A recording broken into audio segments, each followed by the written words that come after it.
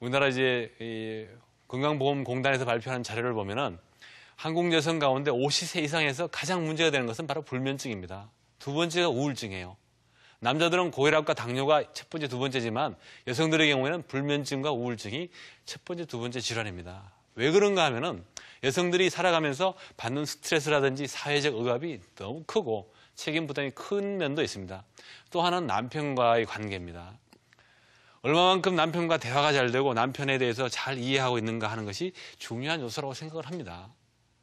그래서 그 남편의 일주일 스케줄을 잘 알고 있는 부인하고 남편이 내일 출장을 가는데도 전혀 모르고 더구나 해외 출장을 가는데도 전혀 모르는 사람하고는 그 부부 간의 어떤 관계는 상당한 차이가 있다고 생각을 합니다.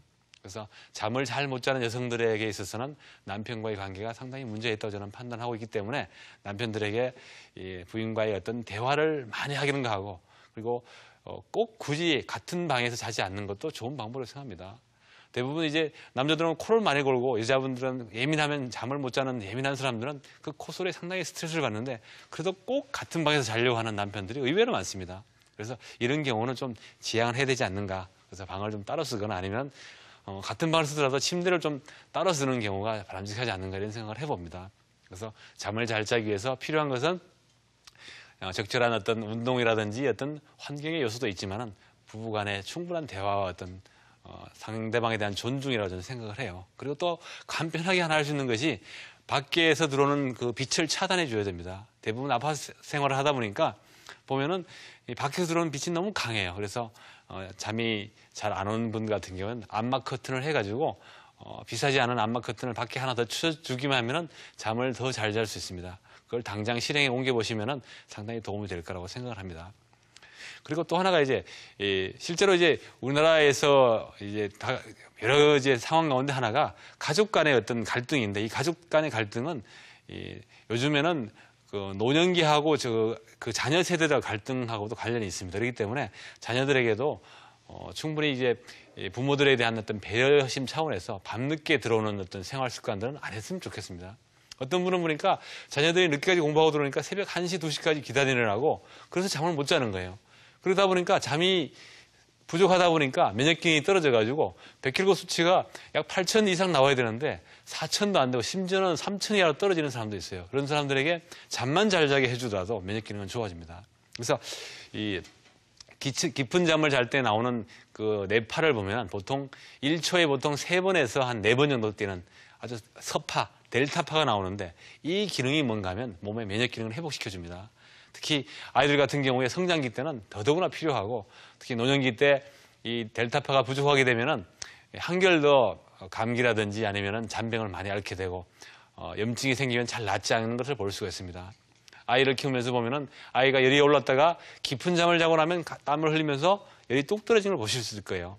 그게 바로 깊은 잠을 통해서 얻는 면역 기능입니다. 그렇기 때문에 잠을 잘 잘 수 있도록 특히 이제 성장기 어린아이나 노년기 같은 사람도 그렇고 직장인들 같은 경우에도 잠을 줄여서 일하는 것은 상당히 문제가 있다고 생각합니다. 그렇기 때문에 항상 너무 늦게도록 회식을 하거나 또 이제 밤새워서 일을 하는 것보다는 적절한 잠자는 시간을 정해두고 거기에 맞춰서 일하는 것이 능률을 올리는 좋은 어떤 기법이 되지 않는가 싶습니다. 그렇기 때문에 그 사람이 처한 입장을 잘 이제 이해해가지고 타임 스케줄을 적절하게 만들어 나가는 것이 가장 중요하다고 생각합니다. 그런 면에서 본다면은 몸을 따뜻하게 해서 면역력을 기르고 그다음에 수면을 적절하게 취하고 그다음에 적절한 근육 운동과 음식 생활에서 특성을 잘 이해함으로써 그 사람의 어떤 기본적인 체온을 올려주는 것이 좋다고 생각합니다.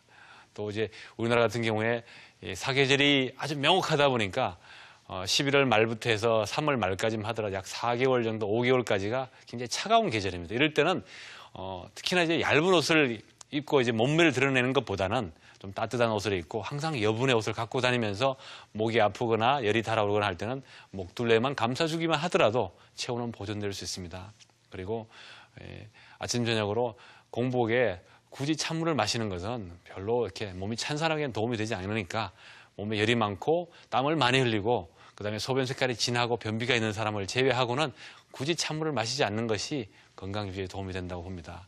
그리고 요즘 세상에서 또 과일과 야채를 지나치게 좋다고 생각하는데 손발이 차고 또 생리통이 많고 또 설사를 자주 하는 분들은 지나치게 많은 과일과 야채를 드시는 것도 좋지 않다고 생각합니다.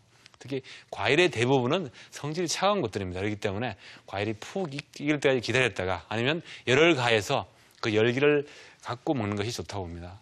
또 간편한 식생활을 원하는 직장인들이 아침에 생식을 많이 먹는 경우도 있는데 몸에 열이 많고 체중이 정상치를 초과한 경우에는 좋지만은 항상 소화가 안 되고 아침에 밥맛이 없고 아침에 일어나기 힘들어하는 몸이 차가운 사람들은 생식도 별로 좋지 않으니까 항상 따뜻한 음식과 따뜻한 물을 마시도록 하는 것이 건강 유지에 굉장히 유용하다고 봅니다. 그렇기 때문에 몸의 온도를 올림으로 인해 가지고 생활을 활기차게 하고 또 직장에서 또 보람을 느끼면서 성공적인 삶을 살 수 있기를 기대해 보겠습니다. 오늘은 몸의 온도를 올려서 따뜻하게 해서 면역력을 기르고 결국 성공에 이르자고 하는 취지로 말씀을 드렸습니다. 감사합니다.